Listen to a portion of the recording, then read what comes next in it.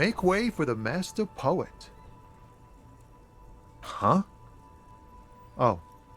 No, I ain't got any money. They don't want to pay for unfinished work.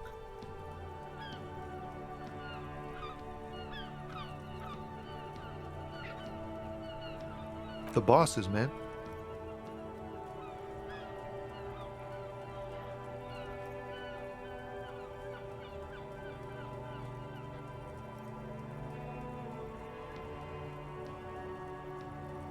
Yeah, it sure ain't good for me.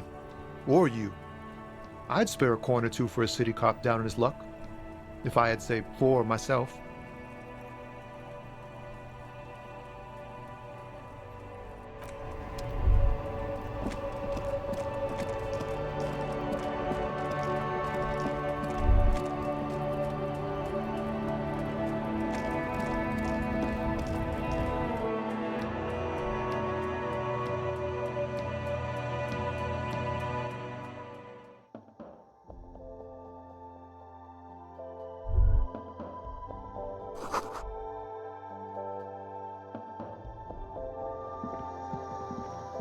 The tear machine stands. Your bottles clunk into the machine, and the money appears with a satisfying jingle.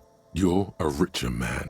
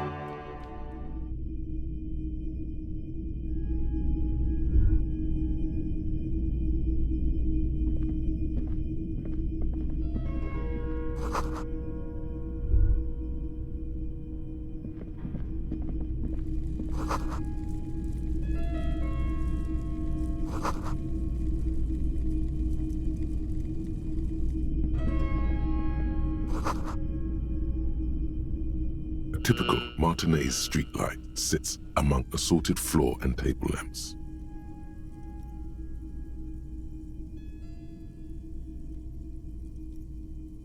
The light pole has been carefully cut, and the wiring has been redone and attached to a standard indoor plug. The light buzzes faintly, but persistently. This would make quite a statement in your living room. 700 real. A bargain, I dare say.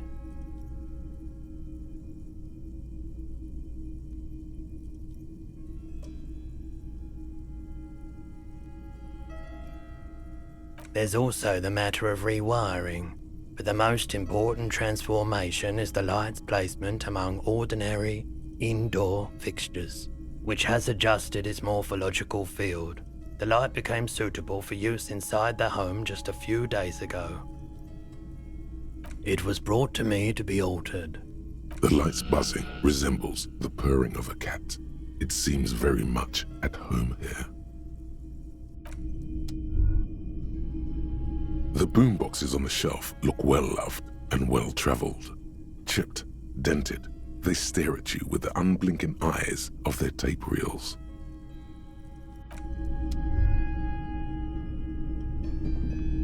It's not often that I see officers from the RCM in my pawn shop. What can I do for you? His courtesy is not insincere, but he prefers being alone with his projector, just watching the movement of light across the walls of the shop.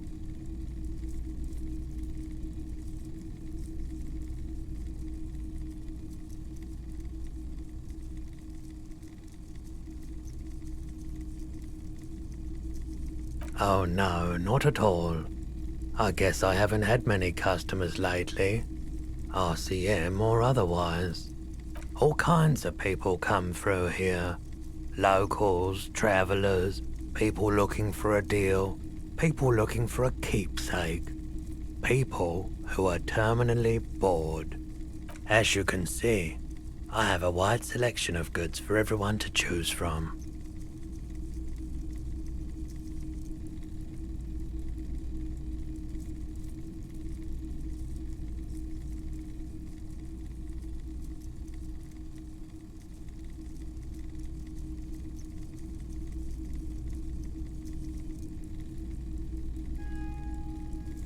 It keeps me entertained.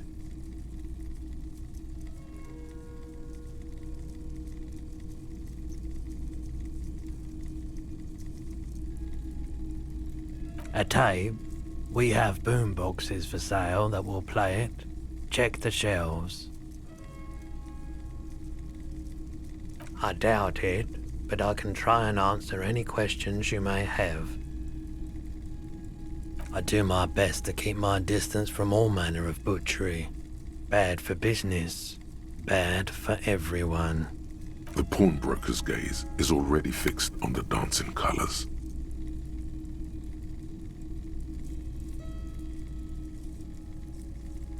Someone else came here earlier today asking the same question. I promptly sold her the gun you pawned a couple days back.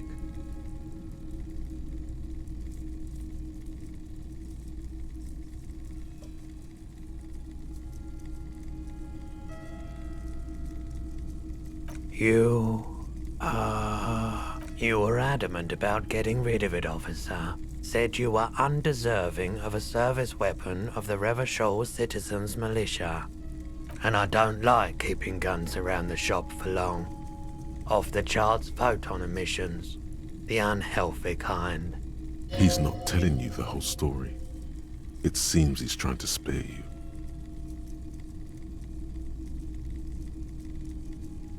You weren't quite yourself, officer. You were very distraught. You said the gun was a threat to your life and that you can't trust yourself with it tonight, and that you need the money. When I said that I don't normally buy firearms, you put the gun barrel in your mouth and sort of sucked on it. Then I agreed to take it.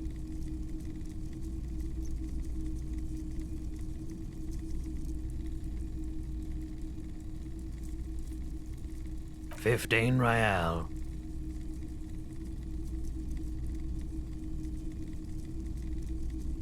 No apologies necessary, officer. She didn't seem like a policeman, although she kept referring to herself as a pig, which was odd.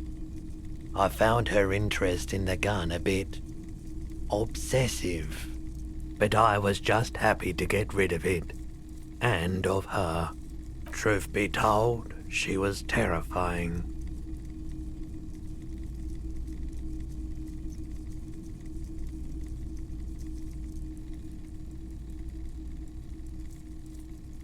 I wish I could help with that, officer, but I don't know where she was from or where she was going.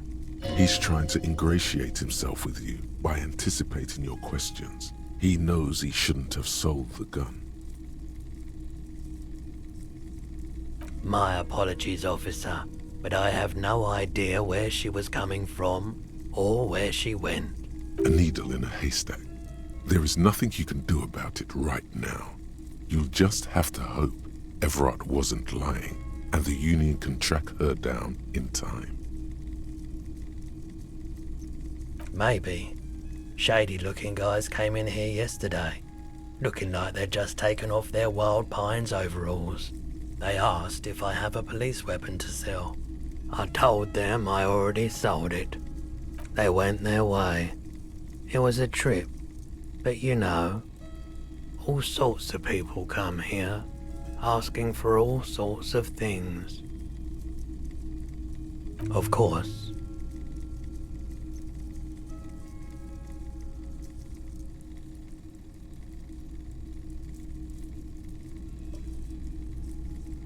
let me have a look.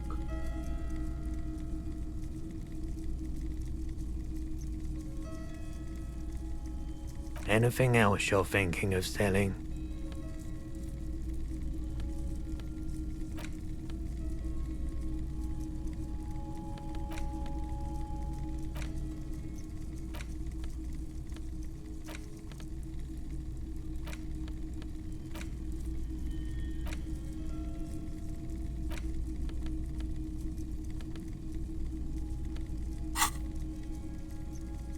Another time, perhaps.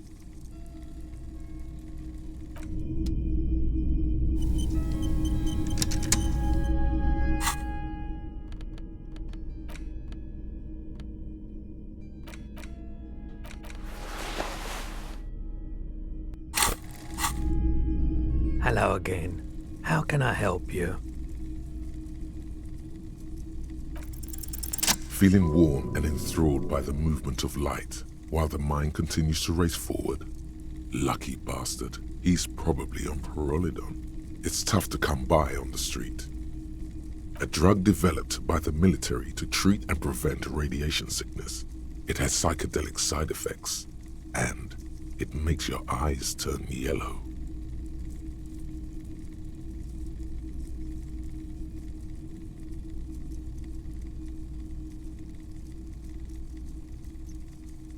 I try to keep the shop at a comfortable temperature.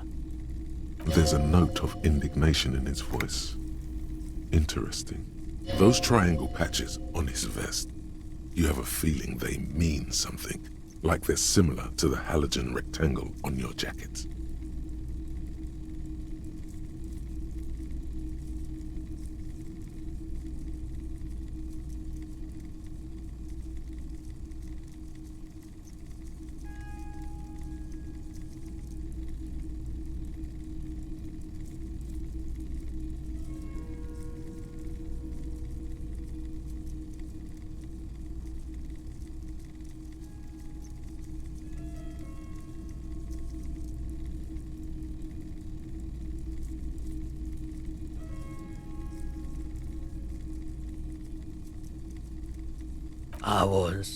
I was with the Emergency Relief Brigade, you know, after the People's Pile disaster.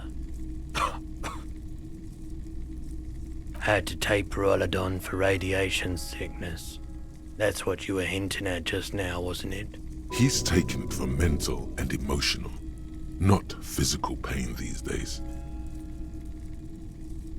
A bad idea. Some poor leftist built a particle decay generator in hopes of bringing affordable electricity to underserved communities. It malfunctioned. Radioactive waste everywhere. Probably some of it in you too. We were an all-volunteer force, self-organized. Tried to help the fire brigades contain the spill. I lived by the river since I was a small boy. The Esperance didn't have the art to let it all go to shit without trying to do something to help out.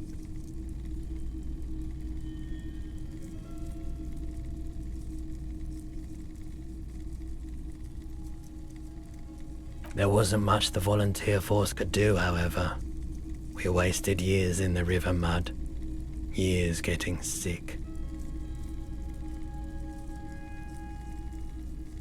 There's a reason why everyone's tried to forget any of it ever happened, and why no one has tried to repair or replace the pile.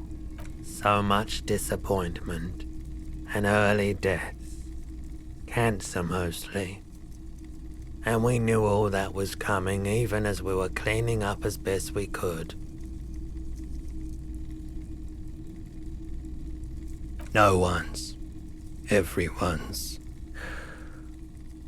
So much bitterness. A bunch of poor people built themselves a primitive nuclear reactor, hoping for the best. What do you think is going to happen? The cleanup happened 15 years ago. I was young then. Later, my second aunt died. Left me this shack and all the assorted junk in it. So I came to Martinez. People told me don't go there. It's a shithole. I said, people, we just had a nuclear pile meltdown. I'm gonna get as far away from Forburg as I can. Still in the same city, but I like the theory more than the story. Outward movement, not vortices. Yeah, you gotta get in on those vortices, my man. Have you tried it before? It's almost like he's worried for you.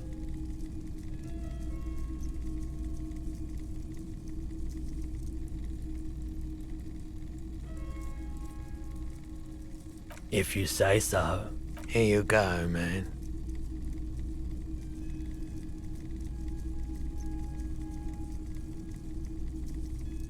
Of course.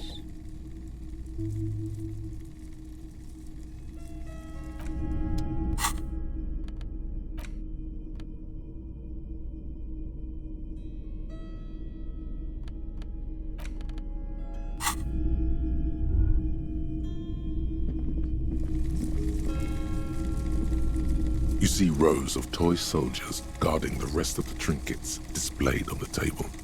Some on horseback, others in rags, others yet in bright blue uniforms. All are stern and unyielding in their duty. Try to find something pretty and cool here, then use it to win her back.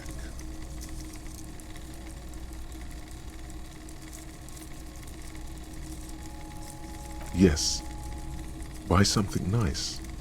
A figurine.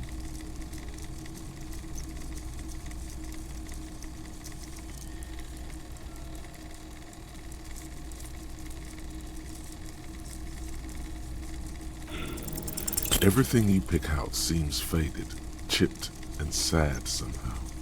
Most of them are just broken toys.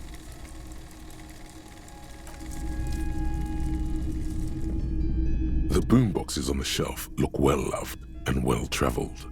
Chipped, dented. This one especially catches your eye. Deep gold and amber plastic with a big old handle on top. A classic boombox that says, Stereo 8 approved. This is you. Golden orange. A sunset suite. Just make sure it works before you buy it.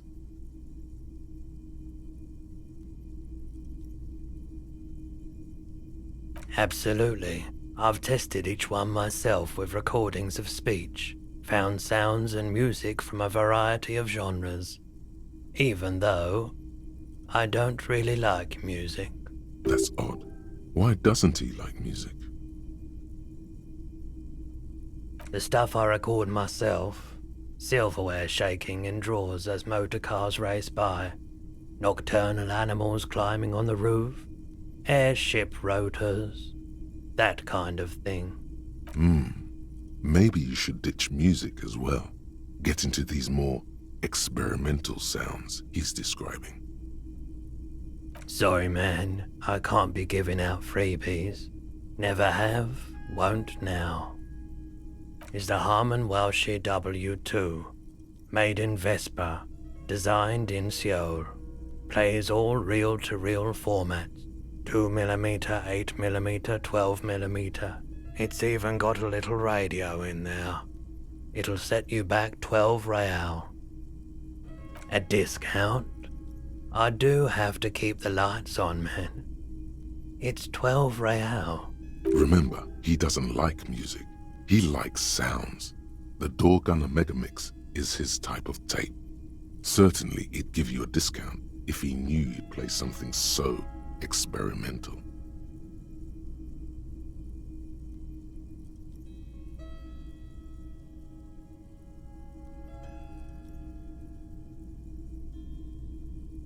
4AL is offensively low, but just this once.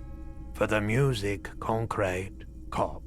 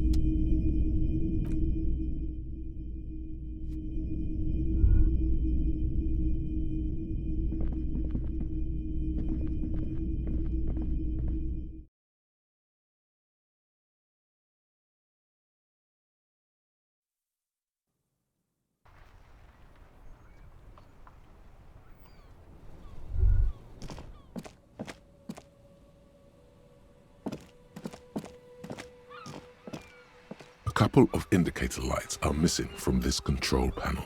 Loose wires dangle from the now vacant holes. In the middle is a lever. Beneath it, a small metal plaque. This panel usually closes the water lock, turning it into a bridge that lets you cross the canal. But there's a crashed salmon and butter sign in the way. Pulling the lever probably won't do anything.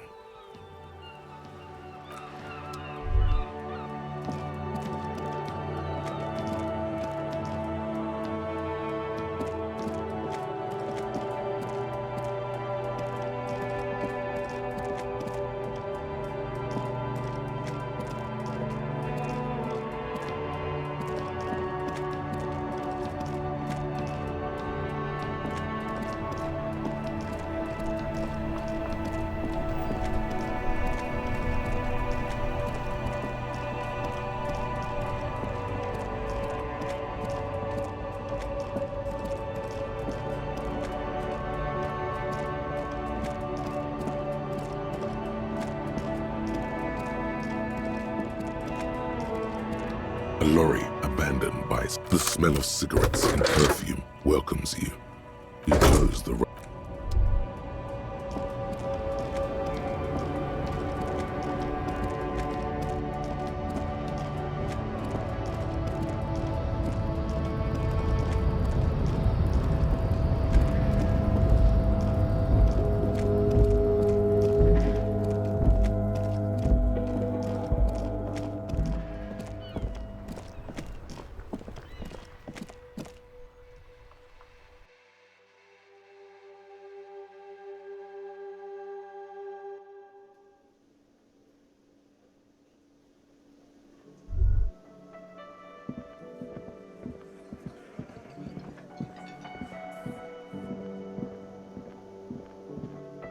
Can I help you?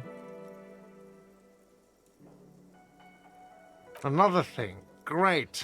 I love those.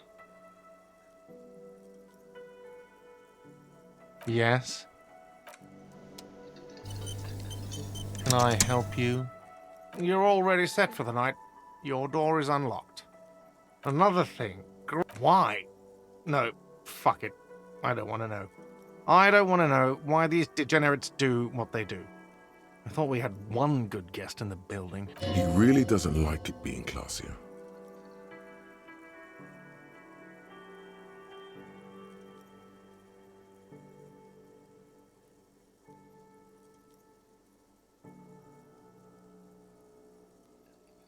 What's that supposed to mean? Fuck you, buddy. She's not my taste.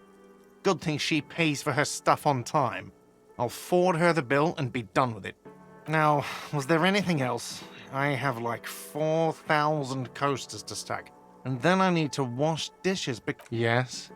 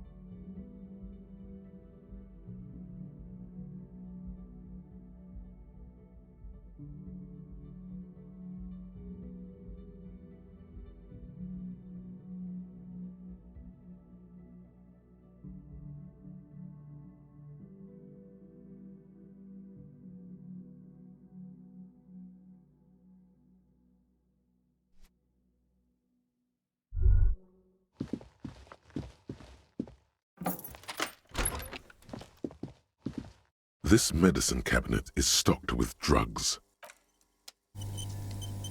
This medicine cabinet is stocked with... There it is, the orange sun wearing blister pack. You feel almost nostalgic for it. Feels like gold in your hands, light and precious.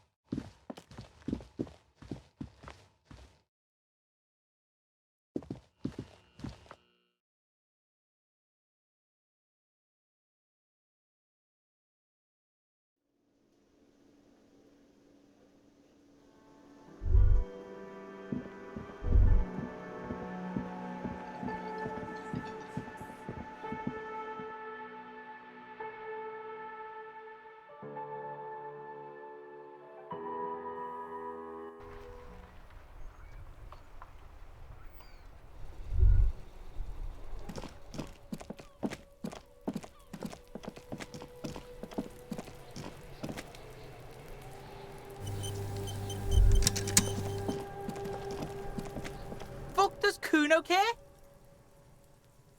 Been waiting for you to fucking man up. In there is Kuno's violent dad. Okay, Kuno's listening.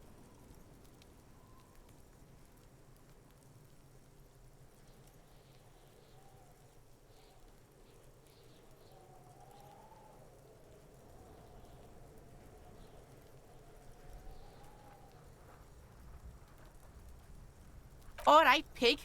You can plug him, but you can't stop him. It'll only buy you time.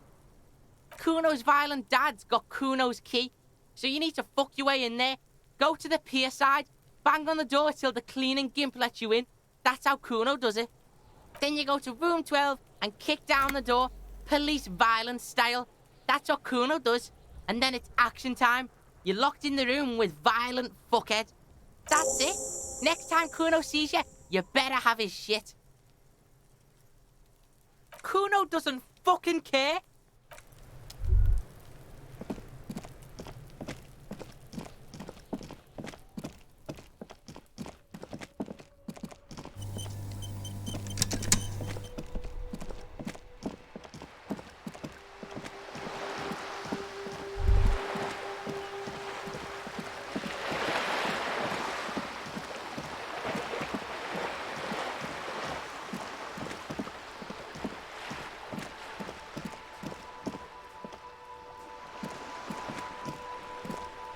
A sturdy metal door guards the southwest entrance. The door rattles again, but this time you hear an elder... Stop banging on the door! I'm not letting any more strangers inside. Doesn't matter who I am. Now, the police? Everyone knows the police don't come round here. No, I already told you. I won't be responsible for any more strangers getting into the building. Go check the backyard door. Backyard door.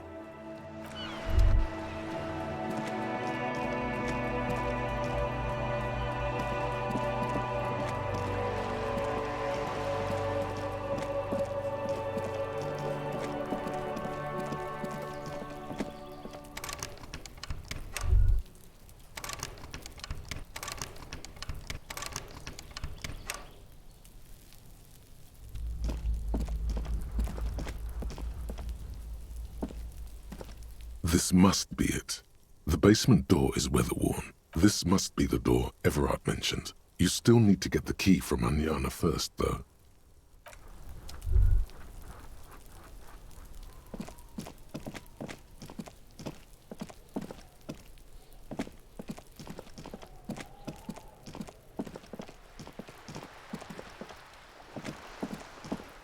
Just an ordinary wall.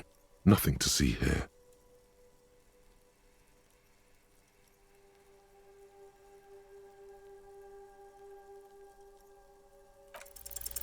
Yeah, why? It's a wall, an ordinary wall.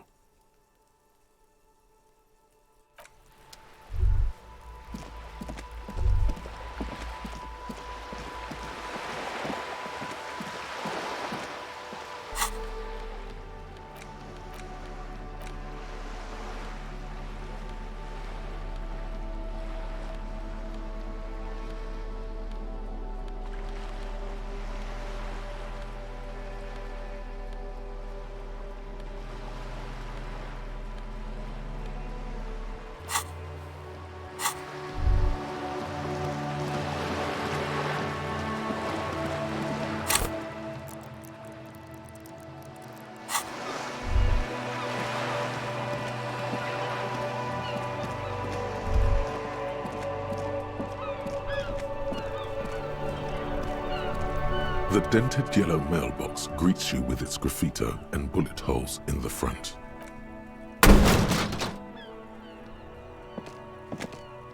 There is a hollow ring as you kick the box. It sounds like it's mostly empty. Your toe hurts now. Your toe has suffered damage. It hurts.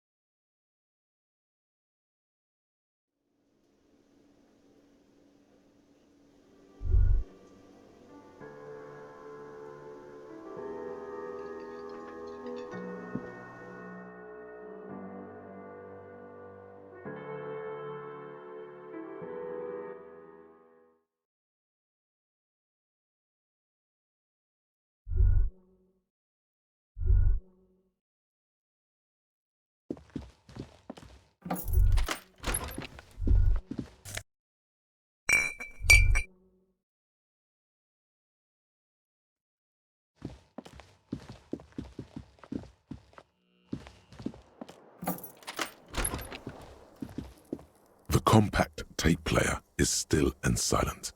Seems it has completely broken down now. The machine was made in Revachol by a company called Elysium. Their logo depicts the triple-towered Delta skyline. It was supposedly built to last. The broken tape player doesn't have the ability to respond, but Kim would.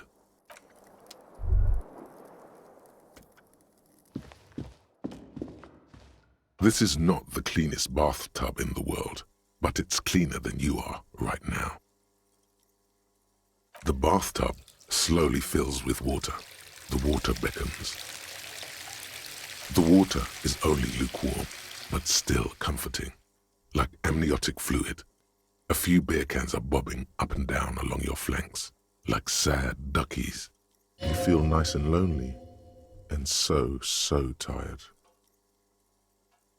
Now you are alone with your thoughts in the tub, but it's easier than being alone with your thoughts outside the tub. You see the corpse. You can still smell the cadaver on you.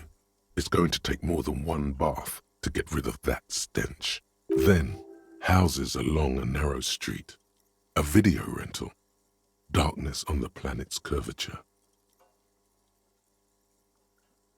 Your fingers grow pale and are covered with tiny whirls as the water cools. The waterline recedes as you stand. You are cold now. Your clothes stick to your still moist skin.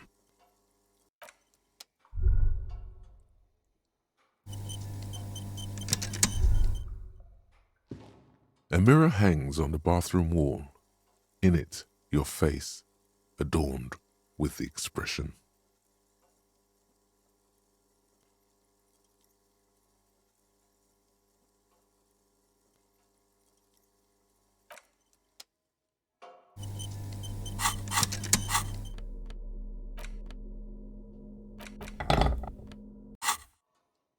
A mirror hangs on the bathroom wall.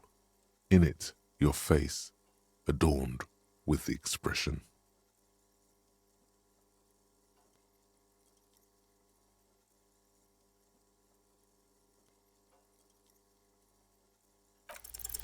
Still not happening. It won't come off that easy.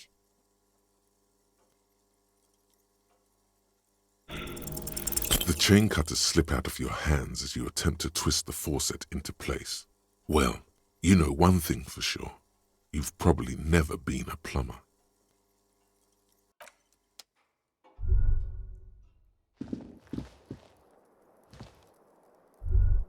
The bed is still cold from the broken window, and not too inviting, but it's yours. You've earned it. The bed is still cold from the wind blowing in from the broken window. The mattress creaks as you close your eyes and try your hardest to fall asleep. Here we are again, my broken bud. The waves are coming, carrying you away. But you can't go. No, you have to stay. Always.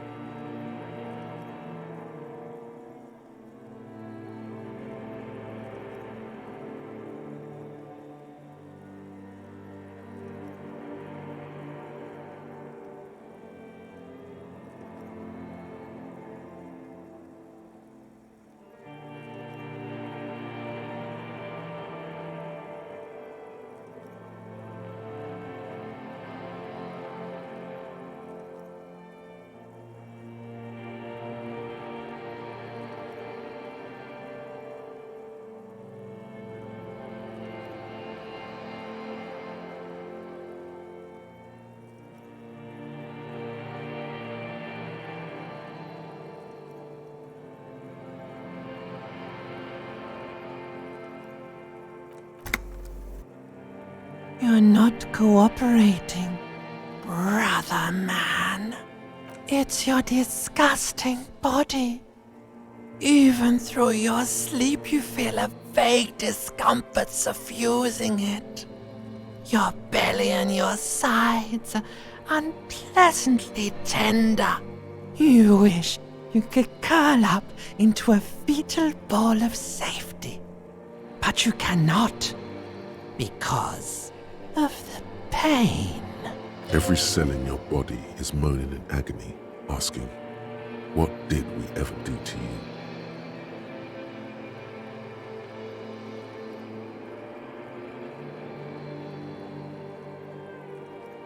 Now, you're finally thinking about something other than yourself. Let's see how far that'll get you.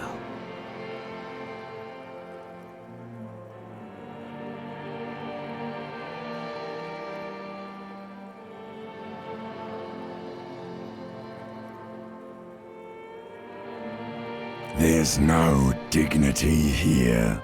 Only reflections of your body mass. Flashes of the day.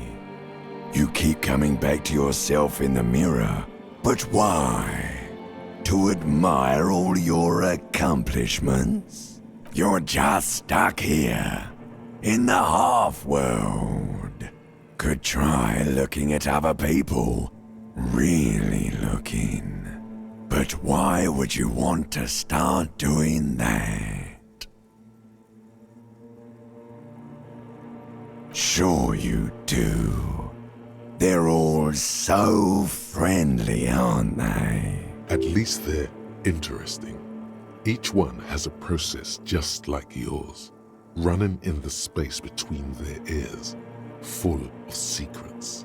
What do you think you're doing right now? Coming to some greater awareness? Look at all these lights, blinking in and out of existence. Thoughts! You're just pretending that you're asleep, even to yourself, while the world goes on without you.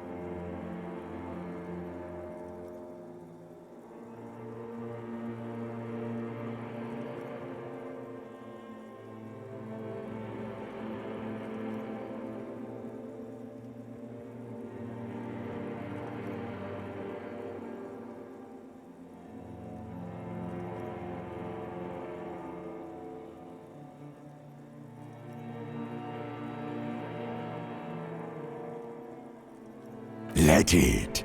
Let it. But it never seems to let you go, does it? Time to rise and wipe that shining sweat off as best you can. Gather your bearings. Rock and roll.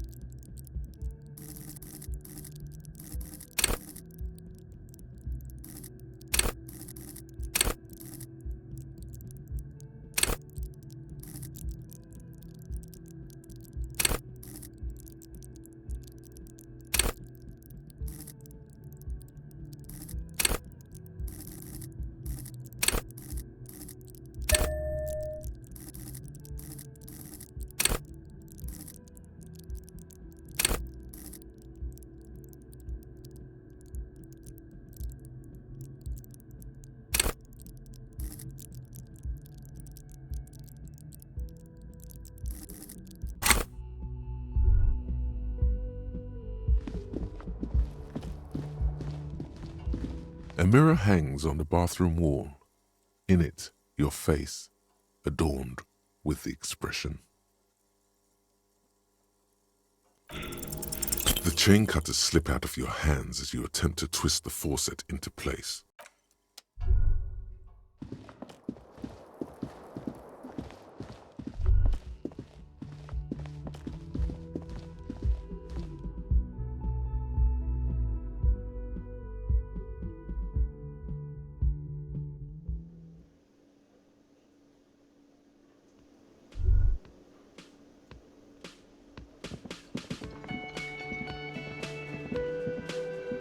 Yes?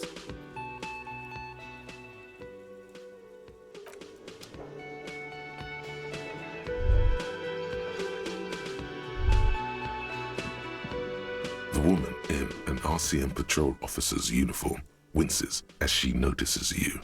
I would really prefer not to talk to you right now. A patrol officer is the lowest rank in the RCM, below lieutenant and sergeant.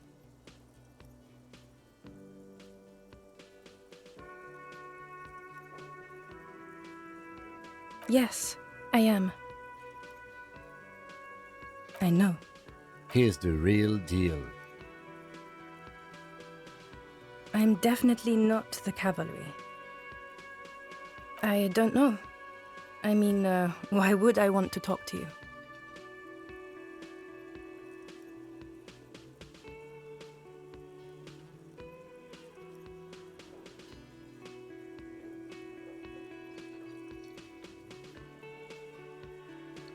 No, you haven't wronged me. It's okay. Something changes in her. It's pity. Pity comes over her. Okay, fine. Let's talk. What did you want? What precinct? Am I from? God, he doesn't know. Fucking deranged lunatic. You're getting an intellectually unsatisfying vibe from this conversation. Maybe you're doing something wrong. I don't know what to say. Don't say anything, Judith.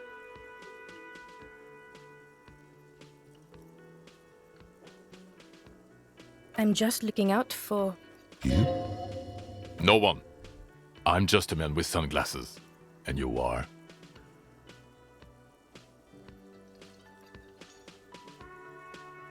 Yes, a policewoman who just wants to do her job. That's all.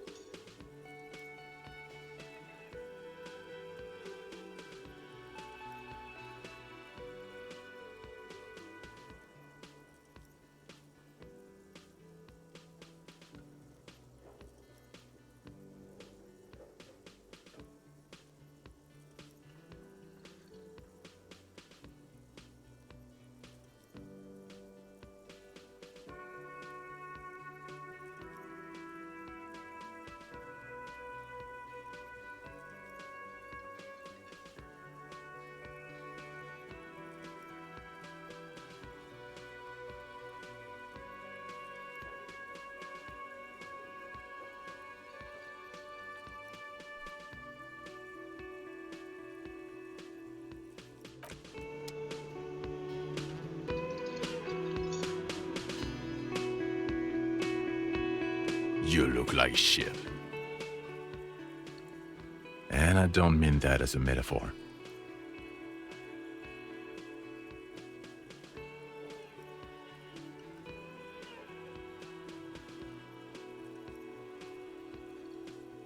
Oh, don't be so modest. We're looking at several months worth of damage here. Kind of a miracle you're still up and at it, to be honest. Oh, come on, Jean. It looks like it's been a rough week on him. It's not just this week. What you want? There's something about this guy that matches with a face in your head. A similar but different face. The suit, the sunglasses, the haircut. He's famous. That's how you know his face.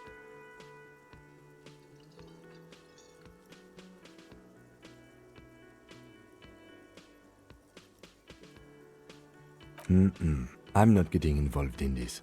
It's not my style, he thinks, glancing at the man in sunglasses and the woman beside him. Oh boy, they're mad at him. No wonder. He just doesn't recognize them. You know what it is. It's like the two of you know each other. Just ask him. Oh, I definitely know you from somewhere. Another life. Yes, from another life. A different life. Maybe the life of a police officer belonging to the ranks of the... To what station do you think you would belong in this alternate and totally fictional reality?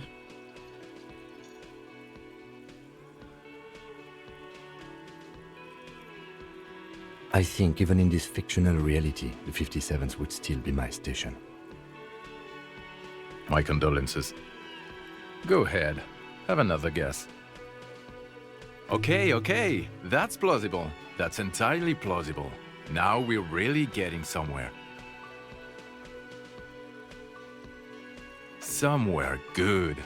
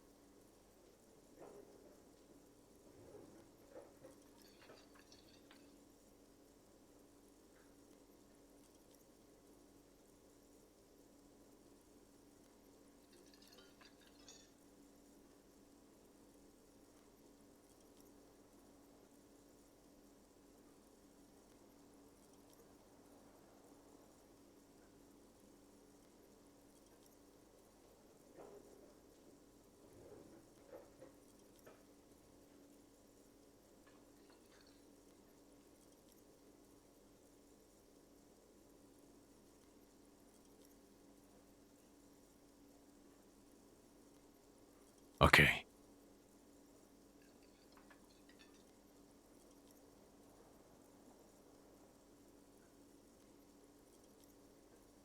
Let's be crazy. Let's say you and I are partners. How's that for a thought experiment?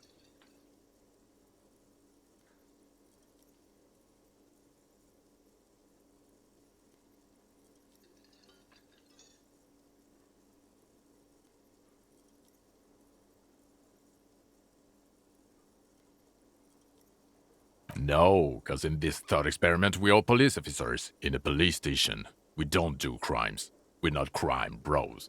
Come on, stop it.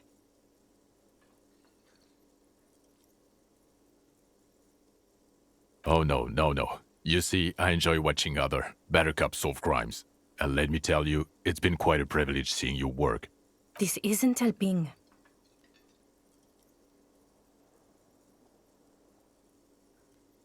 You're not going to believe this, but police officers.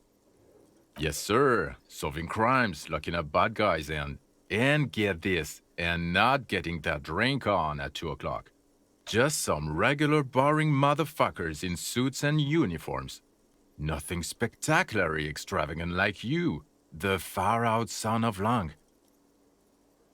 Oh, it's you, you eccentric genius. I mean, with your unorthodox approach to police work, it has to be you. Not even a little bit. It's an urban myth about an officer who is so far undercover he can't remember who he is. As I said, just an urban myth. You are not the son of Lang. He's trying to protect you from further rough handling, dished out by this sunglassed man. Okay, yes, you get the joke. Leave it at that.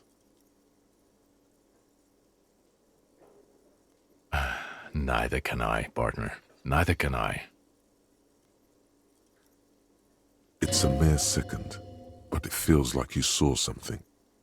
A gram of compassion in that sadness.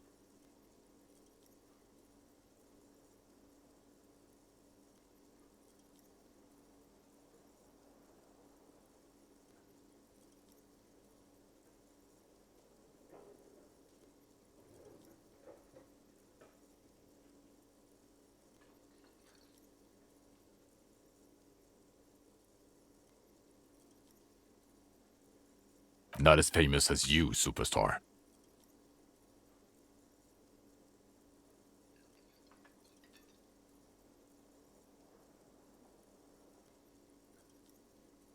No, not entirely.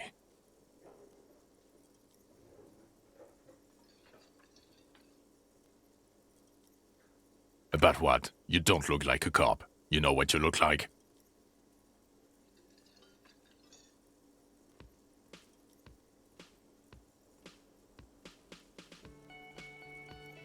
Oh, well, go solve your case then.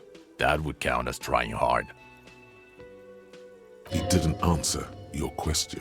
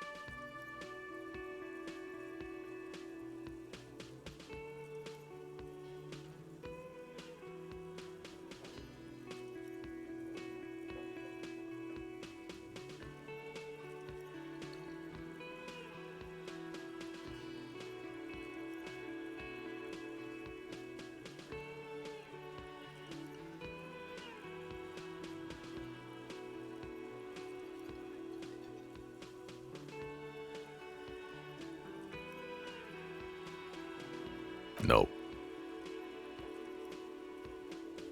'Cause it's not my job. Why don't you go and fucking do yours and solve this damn hanging?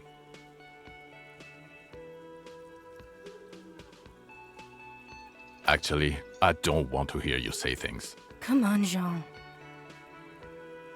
Okay, say things. I want to hear you say things. Hear that? He wants you to say things. Say one. Suddenly, out of nowhere, case-related things start popping up in your head.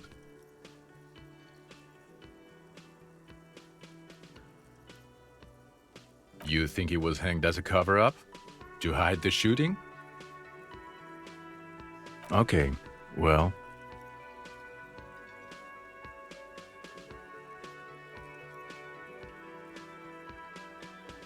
I don't know. Why are you? Who knows why we do the things we do? Somehow, bouncing those ideas off the man with sunglasses felt calming, like you've done it before. Oh my god, there's more. You want something more. What is it?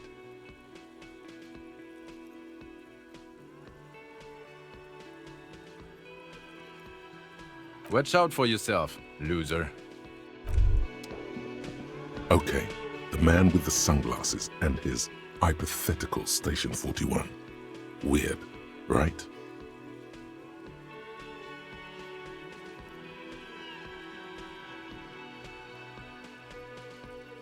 There's something missing here.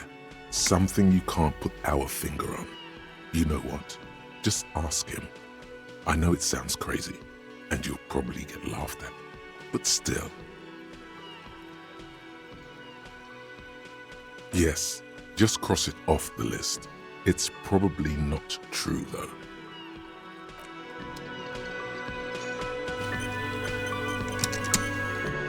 Again? I can't believe this shit. I'm going to say no, just to see what you'll say to that. What'd you say? Okay. Jean, he said okay. Give it a rest. Okay, I was clearly wrong. He is a firefighter, male nurse, animal control agent, something of that kind.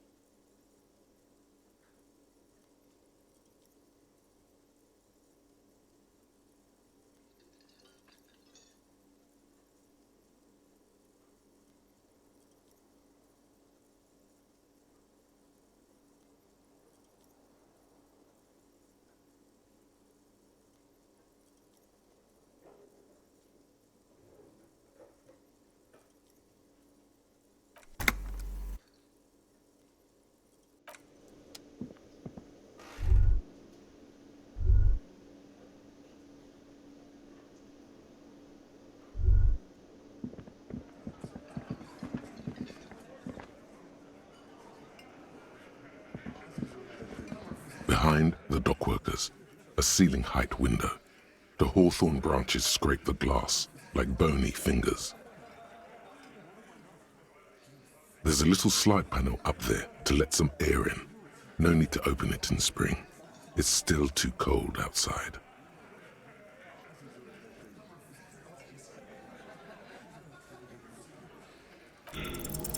Nothing. Just black tangles like the hair of an old woman. Motionless. The wind in the yard doesn't reach the hawthorn, nor does the light come in from this window.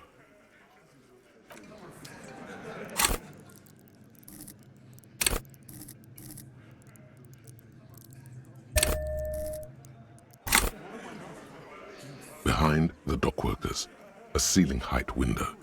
The hawthorn branches, nothing, as before, just black branches.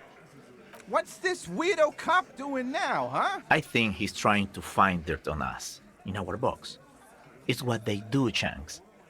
Did you know policemen are sometimes called pigs? Wow, no. I hadn't heard that. Yeah, because they like to sniff around in dirt.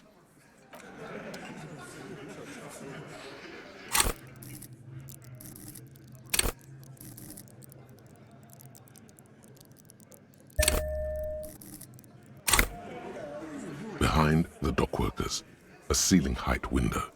The hawthorn branches scrape, nothing, as always. By now, you're almost certain there may be a sparrow's nest on one of the branches. Yes, the nest of a common house sparrow. Keep at it. There must be a reason you've looked out this window so many times.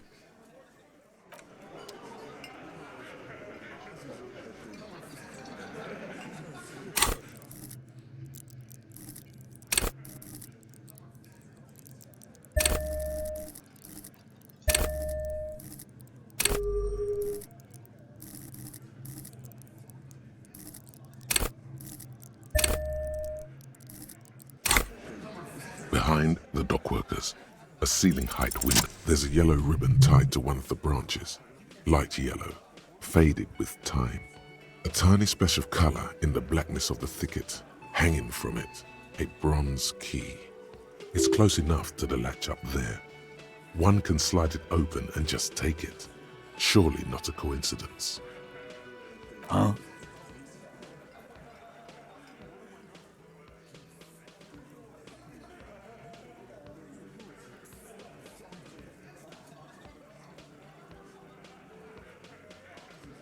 I don't know about that. I'm comfortable here. Don't think any sliding would really help right now. Sorry, fucko. Looks like you're gonna have to go bush diving. Good fucking luck with that. The hawthorn's got a bitch of a bite. I'm gonna enjoy the sight of you in the bushes out there. With a loud thud, the old man stands up, pushes the window open, grabs the key from the hawthorn branch, and slides it across the table to you. The key is brass. Workshop spare is etched into its bow. The old man closes the window and sits back down in silence. Come on, man. We were just having some fun. Where's the harm in... I'm tired of listening to your shit.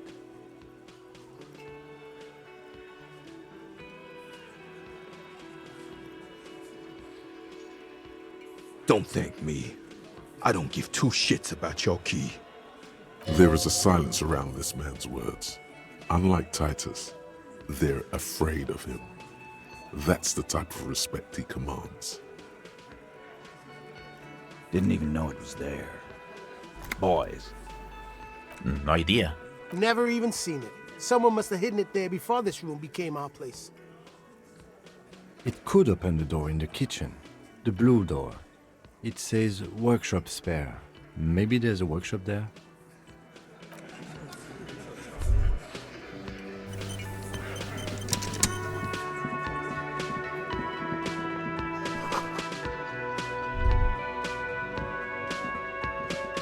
You see a heavy steel door with a prominent... The key fits the dimple lock. It takes a bit of effort to turn it after all these years. But then, the lock clicks. Dust rises before you like mist. A tomb? Haunted by regal spirits from distant ages. No. Smells like engine grease and cut wood. A workshop.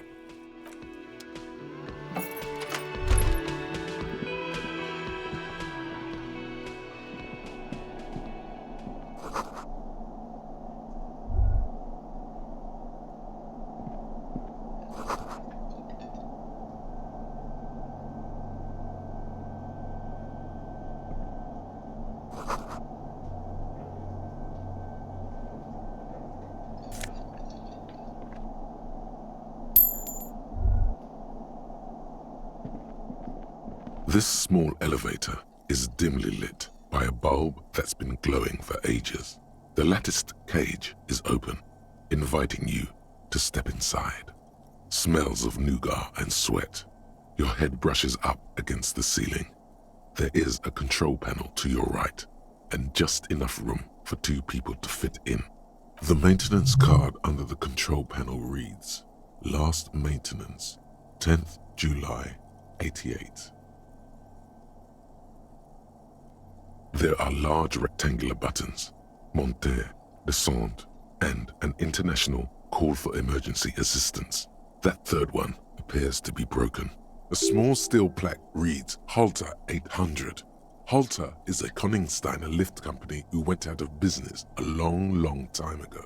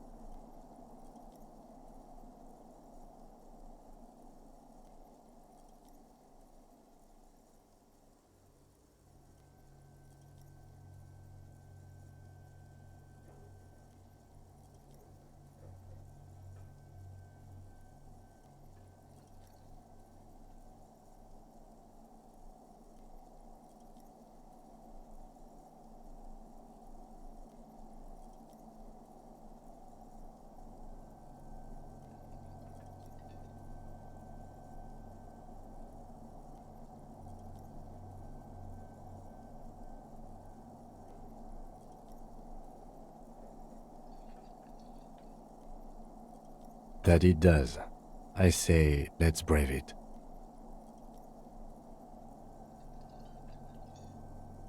At the end of the last century, look on the bright side. If it fails, we will only sustain minor injuries. I'm talking 3, maybe 4 months in the hospital. Maximum 5. Seems like a small freight elevator for transporting machinery. For that, it's pretty quaint.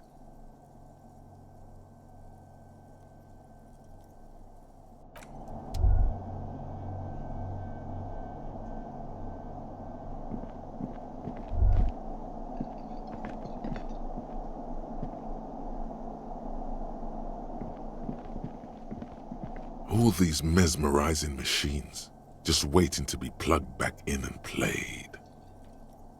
Feels like it might jump back to life any moment, the lights illuminating the white-robed woman.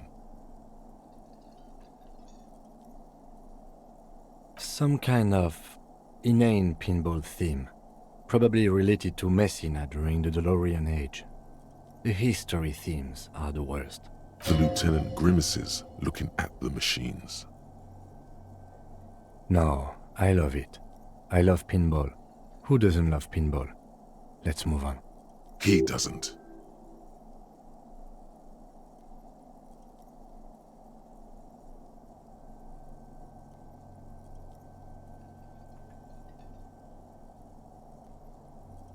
You can't fire them up. They are broken. Only that one machine in the main hall works. The Royalist pinball. No.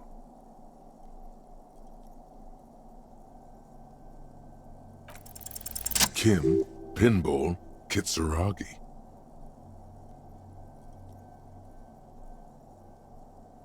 Exactly.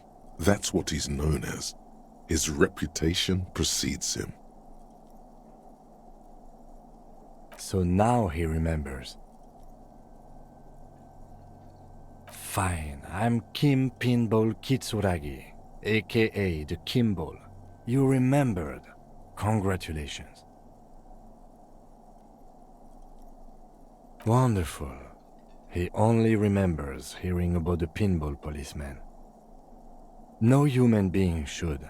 It is a game that requires no skill and a childlike affinity to flashing lights and to fantastique, science-fiction, and historic romance franchise.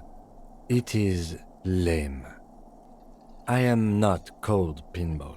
It was used to taunt me a long time ago, before I became a homicide detective and got my lieutenancy. Fine. I was a juvenile police officer for over 15 years. It's how I started out in the RCM. Once I had to infiltrate a pinball ring, as you do when you're a juvie cop. It was not okay. I needed to become a pinball champion. I trained for 9 months. The job was successful and I was moved out of the juvenile wing to homicide. End of story. That time is over now. I was already a 38-year-old man. It was unbecoming, as was playing pinball. So that's why he doesn't want to talk to Kuno. Trauma and stressor disorder from being a juvie cop. It's best if you handle the juvenile delinquents.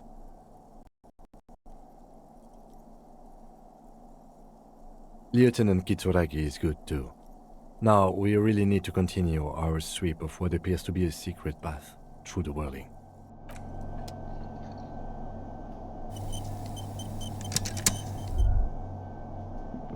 The elevator stands open.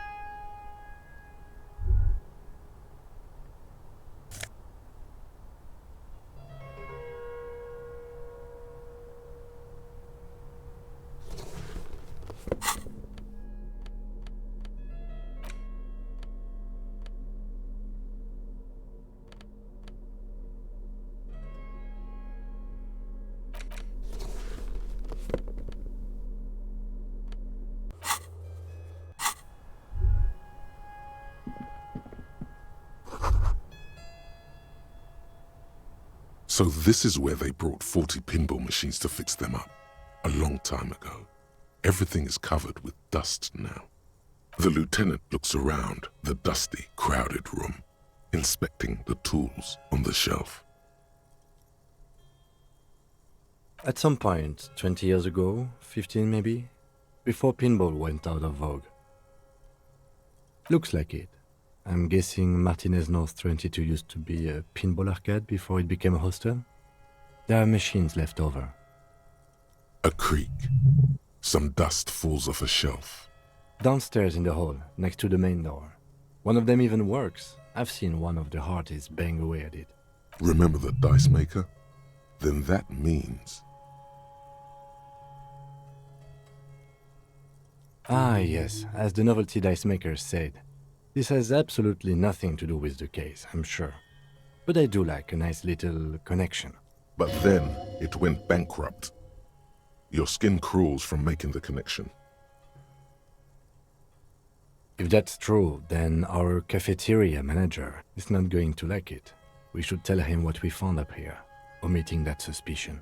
He does not appear to be the kind of man who likes his establishment to be part of a neighborhood ghost story about bankruptcy. It's not a ghost story. It's a curse, and God ought to be made knowledgeable so he can perform counterspells. You clearly see footprints in the downy carpet of dust covering the workshop floor. Jackpot. These, unlike everything else here, are new.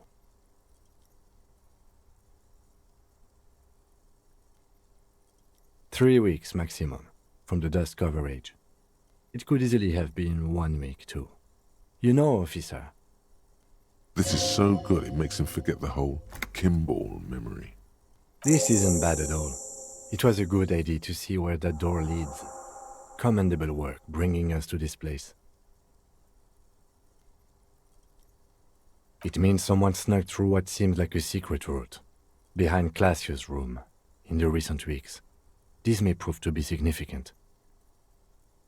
Large prints, most likely made by Boots. The size is hard to determine. Sole could be bigger than Vamp. The soles have left a pattern, uniform, horizontal lines. One person has been here. They've gone back and forth. The tips point both ways. Shoe size is 41 to 42, maybe 43. It could be a large-footed woman or a small to average-footed man. This is, unfortunately, the worst, most vague shoe size there is. Between that and that.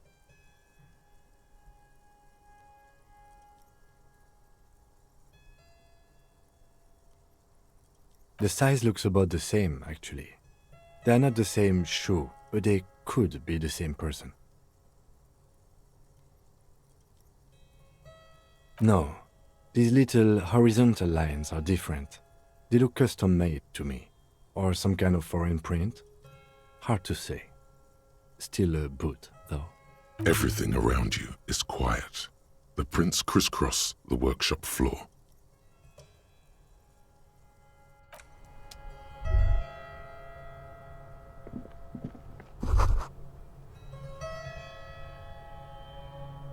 You can almost see the shape of a man and a woman writhing inside, bathed in drug sweat and dirty linens.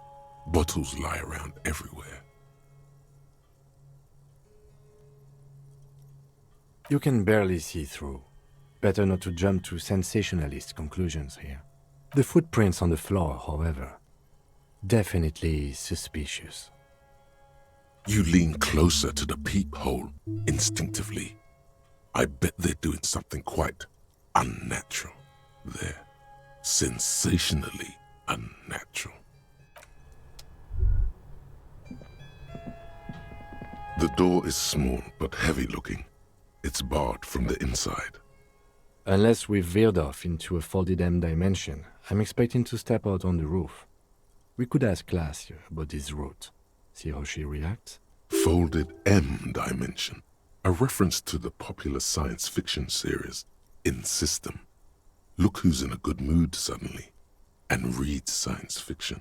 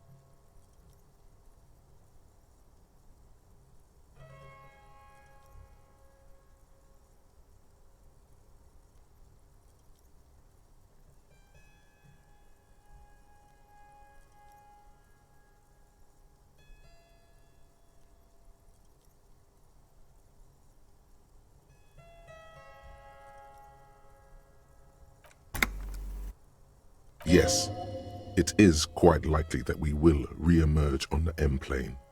Brace for psychokinetic impact. Or the roof.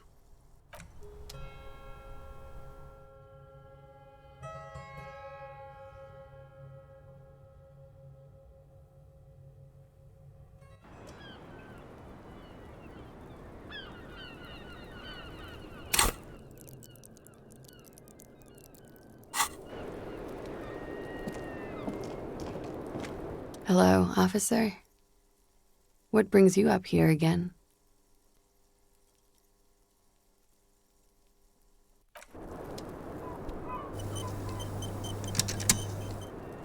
Hello, officer. What brings you up here again?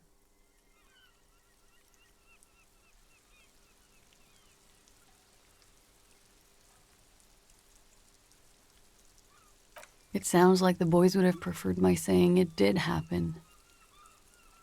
I didn't want to get caught up in this. She is not at all worried the tape will contradict her statement. What does that recording say? We are in the process of listening to it, but haven't yet. She nods, exhaling a dense cloud of cigarette smoke. Yeah? I did not. Mystery solved then. I kept wondering where it led. There may be more to this mystery at some later time. She's holding back. Let's make a mental note for now.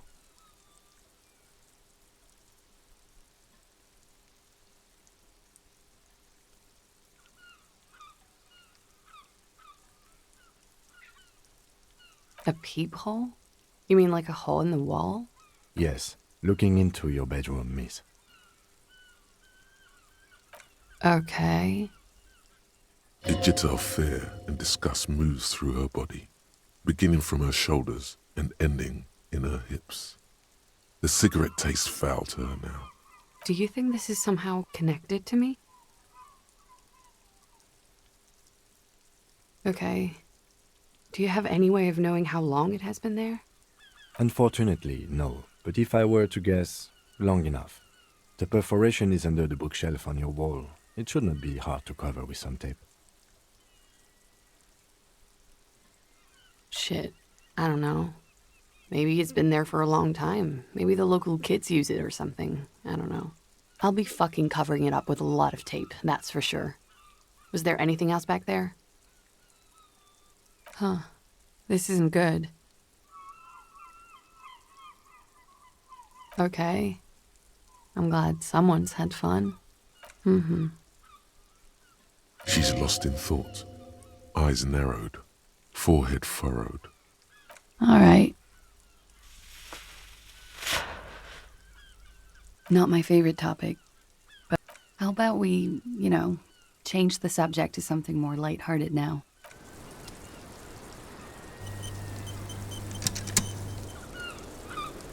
Officer, what brings you? She looks back.